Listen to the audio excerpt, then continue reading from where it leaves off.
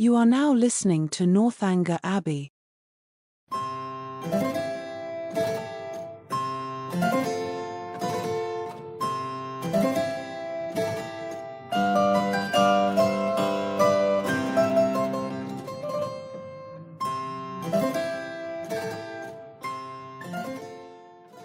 Chapter 20. Mr. and Mrs. Allen were sorry to lose their young friend, whose good humor and cheerfulness had made her a valuable companion, and in the promotion of whose enjoyment their own had been gently increased. Her happiness in going with Miss Tilney, however, prevented their wishing it otherwise, and, as they were to remain only one more week in Bath themselves, her quitting them now would not long be felt. Mr. Allen attended her to Milsom Street, where she was to breakfast, and saw her seated with the kindest welcome among her new friends, but so great was her agitation in finding herself as one of the family, and so fearful was she of not doing exactly what was right, and of not being able to preserve their good opinion, that, in the embarrassment of the first 5 minutes, she could almost have wished to return with him to Pulteney Street. Miss Tilney's manners and Henry's smile soon did away some of her unpleasant feelings, but still she was far from being at ease, nor could the incessant attentions of the General himself entirely reassure her. Nay, perverse as it seemed, she doubted whether she might not have felt less, had she been less attended to. His anxiety for her comfort, his continual solicitations that she would eat, and his often expressed fears of her seeing nothing to her taste though never in her life before had she beheld half such variety on a breakfast table made it impossible for her to forget for a moment that she was a visitor. She felt utterly unworthy of such respect, and knew not how to reply to it. Her tranquillity was not improved by the General's impatience for the appearance of his eldest son, nor by the displeasure he expressed at his laziness when Captain Tilney at last came down. She was quite pained by the severity of his father's reproof, which seemed disproportionate to the offence, and much was her concern increased when she found herself the principal cause of the lecture, and that his tardiness was chiefly resented from being disrespectful to her. This was placing her in a very uncomfortable situation, and she felt great compassion for Captain Tilney, without being able to hope for his goodwill. He listened to his father in silence, and attempted not any defence, which confirmed her in fearing that the inquietude of his mind, on Isabella's account, might, by keeping him long sleepless, have been the real cause of his rising late. It was the first time of her being decidedly in his company, and she had hoped to be now able to form her opinion of him, but she scarcely heard his voice while his father remained in the room, and even afterwards, so much were his spirits affected, she could distinguish nothing but these words, in a whisper to Eleanor, "How glad I shall be when you are all off." The bustle of going was not pleasant. The clock struck 10 while the trunks were carrying down, and the General had fixed to be out of Milsom Street by that hour. His greatcoat, instead of being brought for him to put on directly, was spread out in the curricle in which he was to accompany his son.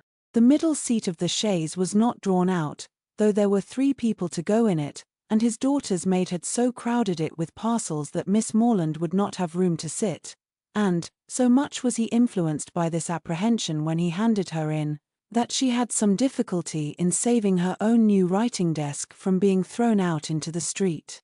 At last, however, the door was closed upon the 3 females, and they set off at the sober pace in which the handsome, highly fed 4 horses of a gentleman usually perform a journey of 30 miles. Such was the distance of Northanger from Bath, to be now divided into 2 equal stages.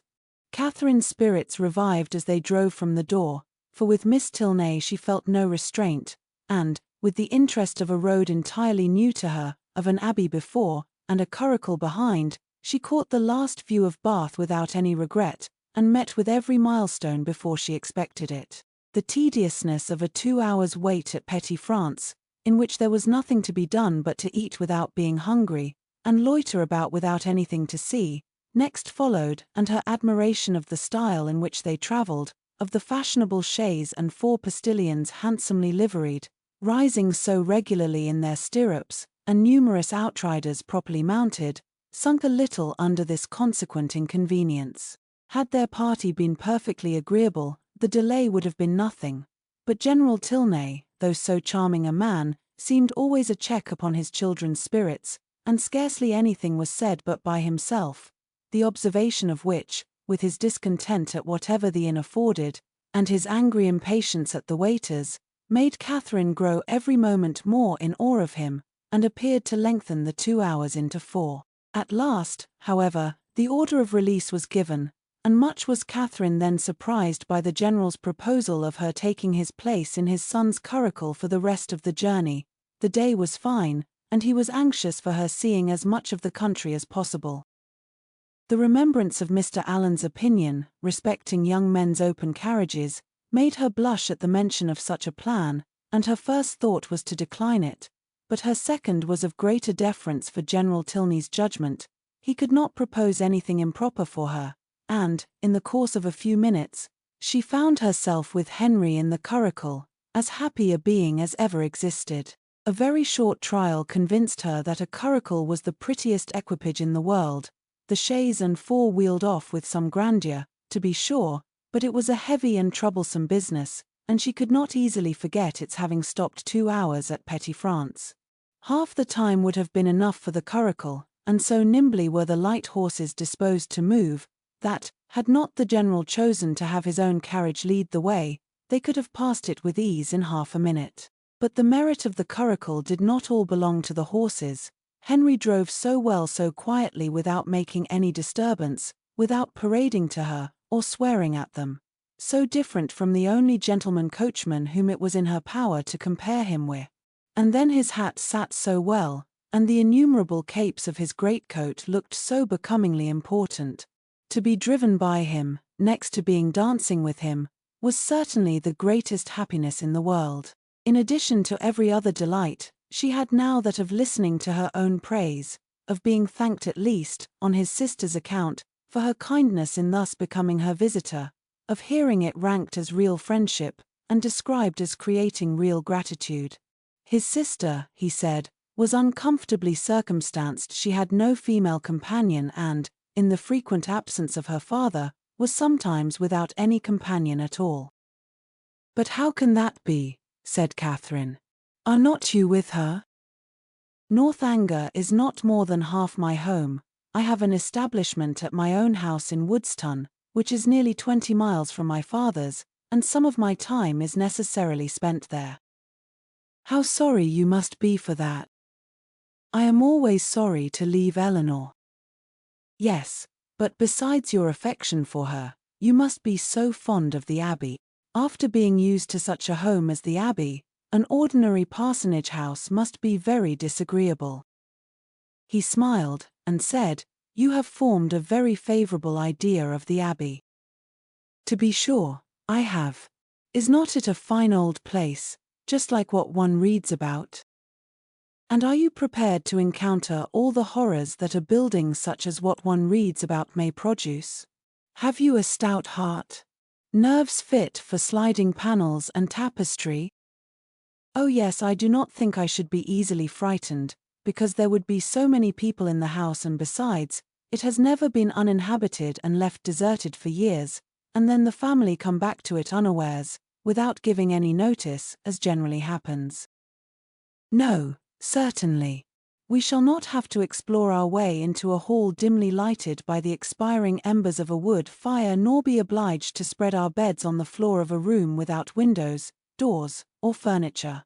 But you must be aware that when a young lady is, by whatever means, introduced into a dwelling of this kind, she is always lodged apart from the rest of the family. While they snugly repair to their own end of the house, she is formally conducted by Dorothy, the ancient housekeeper, up a different staircase, and along many gloomy passages, into an apartment never used since some cousin or kin died in it about 20 years before.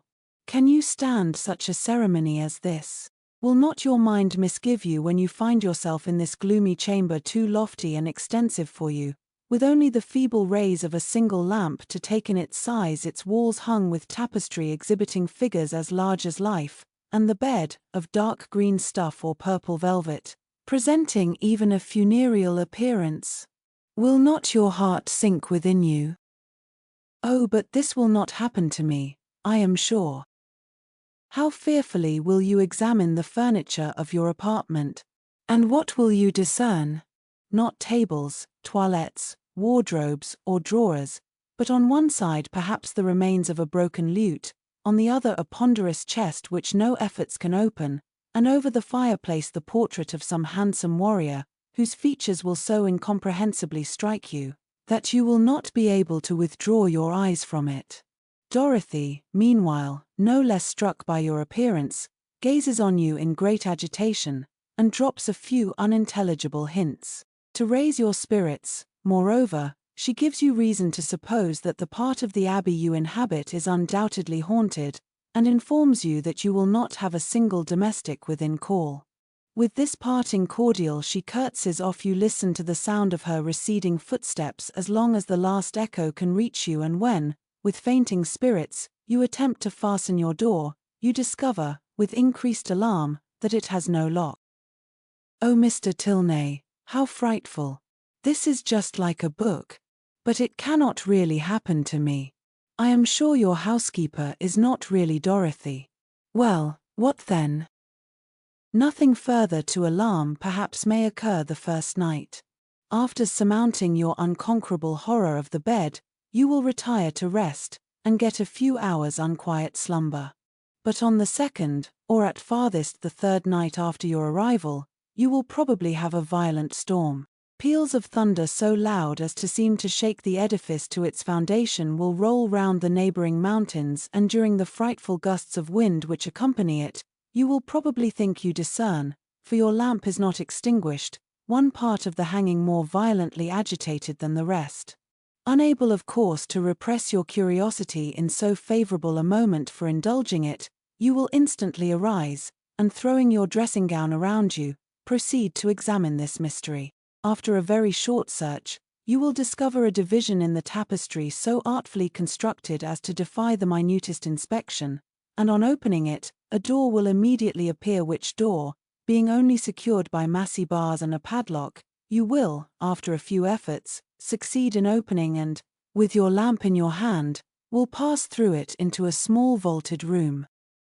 No, indeed, I should be too much frightened to do any such thing. What? Not when Dorothy has given you to understand that there is a secret subterraneous communication between your apartment and the chapel of St. Anthony, scarcely 2 miles off. Could you shrink from so simple an adventure? No, no, you will proceed into this small vaulted room, and through this into several others, without perceiving anything very remarkable in either. In one perhaps there may be a dagger, in another a few drops of blood, and in a third the remains of some instrument of torture, but there being nothing in all this out of the common way, and your lamp being nearly exhausted, you will return towards your own apartment. In repassing through the small vaulted room, however, your eyes will be attracted towards a large, old-fashioned cabinet of ebony and gold, which, though narrowly examining the furniture before, you had passed unnoticed. Impelled by an irresistible presentiment, you will eagerly advance to it, unlock its folding doors, and search into every drawer, but for some time without discovering anything of importance, perhaps nothing but a considerable hoard of diamonds. At last, however, by touching a secret spring, an inner compartment will open. A roll of paper appears. You seize it. It contains many sheets of manuscript. You hasten with the precious treasure into your own chamber, but scarcely have you been able to decipher, O thou, whomsoever thou mayst be, into whose hands these memoirs of the wretched Matilda may fall, when your lamp suddenly expires in the socket, and leaves you in total darkness. Oh, no, no, do not say so. Well, go on. But Henry was too much amused by the interest he had raised to be able to carry it farther. He could no longer command solemnity either of subject or voice, and was obliged to entreat her to use her own fancy in the perusal of Matilda's woes. Catherine, recollecting herself, grew ashamed of her eagerness, and began earnestly to assure him that her attention had been fixed without the smallest apprehension of really meeting with what he related.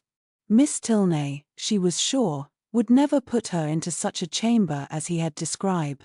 She was not at all afraid. As they drew near the end of their journey, her impatience for a sight of the Abbey for some time suspended by his conversation on subjects very different returned in full force, and every bend in the road was expected with solemn awe to afford a glimpse of its massy walls of grey stone, rising amidst a grove of ancient oaks, with the last beams of the sun playing in beautiful splendour on its high Gothic windows. But so low did the building stand, that she found herself passing through the great gates of the lodge into the very grounds of Northanger, without having discerned even an antique chimney. She knew not that she had any right to be surprised, but there was a something in this mode of approach which she certainly had not expected. To pass between lodges of a modern appearance, to find herself with such ease in the very precincts of the Abbey, and driven so rapidly along a smooth, level road of fine gravel, without obstacle, alarm, or solemnity of any kind, struck her as odd and inconsistent. She was not long at leisure, however, for such considerations. A sudden scud of rain, driving full in her face, made it impossible for her to observe anything further, and fixed all her thoughts on the welfare of her new straw bonnet, and she was actually under the Abbey walls, was springing, with Henry's assistance, from the carriage, was beneath the shelter of the old porch, and had even passed on to the hall, where her friend and the general were waiting to welcome her, without feeling one awful foreboding of future misery to herself, or one moment's suspicion of any past scenes of horror being acted within the solemn edifice. The breeze had not seemed to waft the sighs of the murdered to her, it had wafted nothing worse than a thick mizzling rain, and having given a good shake to her habit, she was ready to be shown into the common drawing-room, and capable of considering where she was. An abbey. Yes, it was delightful to be really in an abbey, but she doubted, as she looked round the room, whether anything within her observation would have given her the consciousness. The furniture was in all the profusion and elegance of modern taste. The fireplace, where she had expected the ample width and ponderous carving of former times, was contracted to a Rumford, with slabs of plain though handsome marble, and ornaments over it of the prettiest English china. The windows, to which she looked with peculiar dependence, from having heard the general talk of his preserving them in their Gothic form with reverential care, were yet less what her fancy had portrayed. To be sure, the pointed arch was preserved, the form of them was Gothic, they might be even casements, but every pane was so large, so clear, so light. To an imagination which had hoped for the smallest divisions, and the heaviest stonework, for painted glass, dirt, and cobwebs, the difference was very distressing. The general, perceiving how her eye was employed, began to talk of the smallness of the room and simplicity of the furniture, where everything, being for daily use, pretended only to comfort, etc., flattering himself, however, that there were some apartments in the Abbey not unworthy her notice, and was proceeding to mention the costly gilding of one in particular, when, taking out his watch, he stopped short to pronounce it with surprise within 20 minutes of 5. This seemed the word of separation, and Catherine found herself hurried away by Miss Tilney in such a manner as convinced her that the strictest punctuality to the family hours would be expected at Northanger. Returning through the large and lofty hall, they ascended a broad staircase of shining oak, which, after many flights and many landing places, brought them upon a long, wide gallery. On one side it had a range of doors, and it was lighted on the other by windows which Catherine had only time to discover looked into a quadrangle, before Miss Tilney led the way into a chamber, and scarcely staying to hope she would find it comfortable, left her with an anxious entreaty that she would make as little alteration as possible in her dress.